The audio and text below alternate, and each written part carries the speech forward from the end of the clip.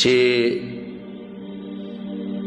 یو سړی څه شي ته ګوري یا ګپ شپ لګوي د زنانه سره او د ده نه مني لاړه شي، نو آیا غسل پې لازم دی او که نه؟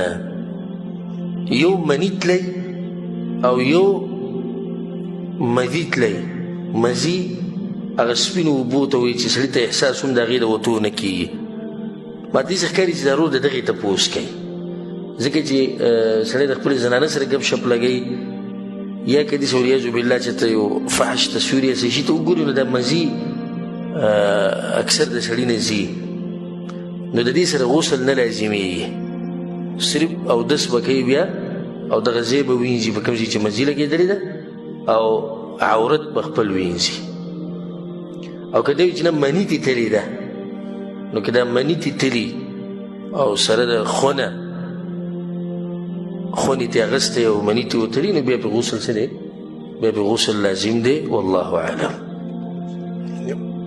دا مسله خو موږ مخکې بیانه کړې ده بار بار چې د مزی په دې مسله کې الله سبحانه وتعالی د اسانتیا ورکړې ده چې په دې باندې صرف اوبه ونولې دا کافي ده.